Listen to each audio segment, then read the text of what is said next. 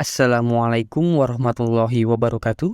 Sebagaimana yang kita ketahui, untuk menjadi seorang muslim, kita diwajibkan mengucapkan kalimat syahadat, yaitu asyhadu an la ilaha illallah wa asyhadu anna muhammadar rasulullah. Yang artinya, aku bersaksi bahwa tiada Tuhan selain Allah dan aku bersaksi bahwa Muhammad adalah utusan Allah. Namun, bukan hanya mengucapkan lewat lisan saja, tapi kita juga harus meyakini bahwa memang tidak ada Tuhan yang berhak disembah selain Allah Subhanahu wa Ta'ala, di mana Dialah Zat yang Maha Tinggi, yang Maha Kuasa, dan hanya kepadanya kita bergantung. Bukti keesaan Allah juga salah satunya terdapat pada surat Al-Ikhlas. Dilansir dari NU Online, substansi sifat-sifat wajib bagi Allah telah menjadi kajian ulama Ahlus Sunnah wal Jamaah. Namun yang merumuskan secara praktis menjadi 20 sifat wajib bagi Allah adalah Al-Imam Muhammad bin Yusuf bin Umar bin Syu'aib As-Sanusi Al-Hasani. Beliau juga sering dipanggil Al-Hasani karena penisbatan terhadap Al-Hasan bin Ali bin Abi Thalib dari jalur ibunya. Imam As-Sanusi juga bernisbat pada daerah Tilmisan.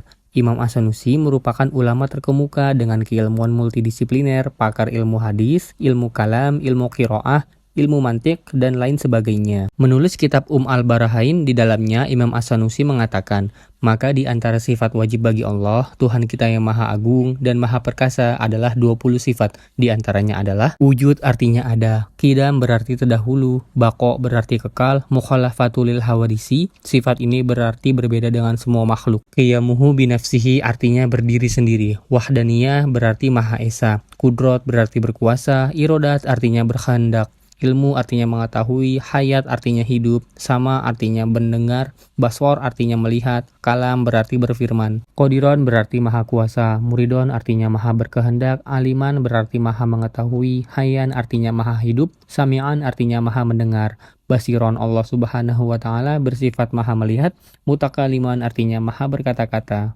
Imam As-Sanusi dalam syarah Al-Barahain menjelaskan, kitab asal Al-Barahain berisyarat dengan huruf min, tab'idiyah, untuk menunjukkan bahwa sifat-sifat Allah tidak terbatas pada 20 sifat ini saja, sebab kesempurnaannya tidak terbatas. Namun ketidakmampuan mengetahui sifat-sifat yang tidak dijelaskan oleh dalil akli dan nakli membuat kita tidak disiksa karenanya berkat anugerah Allah Ta'ala. Maka perlu diketahui bahwa 20 sifat wajib merupakan metode para ulama mengajarkan kita agar lebih mudah untuk mengenal Allah Subhanahu wa Ta'ala. Tentunya sifat 20 tidak membatasi kesempurnaan Allah. Syekh Muhammad bin Shalih Al-Utsaimin, seorang ulama era kontemporer yang ahli dalam sains fikih, pernah menjabat sebagai ketua Hay'ah Kibarul Ulama, yaitu semacam MUI di Kerajaan Arab Saudi. Wafat pada tahun 2001, pada saat itu beliau disolatkan di Masjidil Haram. Menulis buku berjudul Syarah Usul Iman, buku ini menjelaskan secara ringkas namun jelas dan tepat tentang dasar-dasar keimanan yang dijelaskan dalam Islam. Mengutip dari buku tersebut, sesungguhnya ilmu tauhid adalah ilmu yang paling mulia dan paling agung kedudukannya.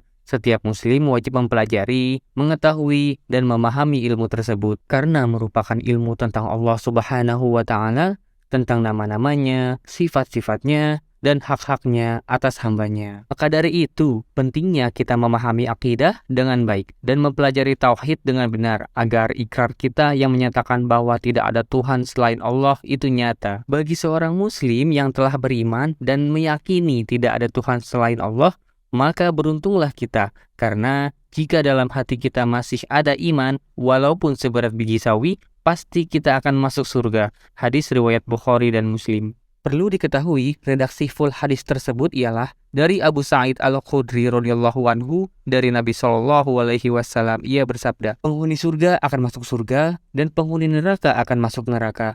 Kemudian Allah Ta'ala memerintahkan, keluarkan dari neraka orang-orang yang dalam hatinya ada iman seberat biji sawi. Maka dikeluarkanlah mereka dari neraka yang warna badannya benar-benar hitam, lalu dimasukkan ke dalam sungai hidup atau sungai kehidupan. Lalu tumbuhlah mereka seperti biji yang tumbuh setelah air bah. Adakah engkau tidak melihatnya? Sesungguhnya ia keluar berwarna kuning yang menerit. Hadis riwayat Bukhari dan Muslim. Hadis barusan menjelaskan bahwa ada orang yang beriman di mana sebelum masuk surga, ia masuk neraka terlebih dahulu karena atas ganjaran perbuatannya selama hidup di dunia, yang lamanya di neraka sesuai dengan berat dosa yang telah diperbuatnya. Kalimat syahadat selanjutnya adalah bersaksi bahwa Nabi Muhammad adalah utusan Allah. Ini juga perlu kita imani karena kepadanya mukjizat terbesar telah diberikan oleh Allah Subhanahu wa Ta'ala, yaitu Al-Quran, yang menjadi petunjuk dan pedoman dalam kehidupan manusia. Kitab Al-Quran ini tidak ada keraguan di dalamnya. Ia merupakan petunjuk bagi orang yang bertakwa. Quran Surat Al-Baqarah ayat 2. Rasulullah Shallallahu Alaihi Wasallam adalah orang yang sangat mulia, memiliki sifat maksum, bebas dari dosa dan kesalahan, sebab ia dijaga langsung oleh Allah Subhanahu wa Ta'ala. Wajahnya indah bagai purnama, kata-katanya bagai permata.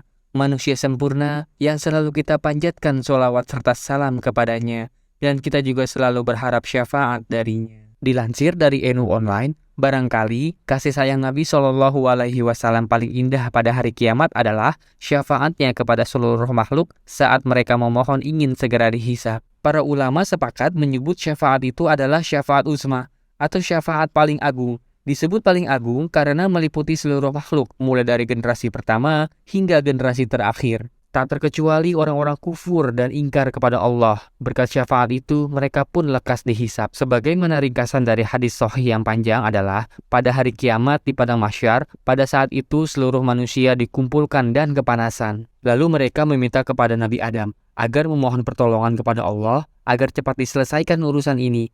Namun Nabi Adam tidak bisa. Lalu datang kepada Nabi Nuh, tapi jawaban yang sama didapatkan. Lalu datang kepada Nabi Ibrahim juga tidak bisa. Kemudian datang kepada Nabi Musa dan Nabi Isa juga hal yang sama didapat. Dan terakhir mereka datang kepada Nabi Muhammad.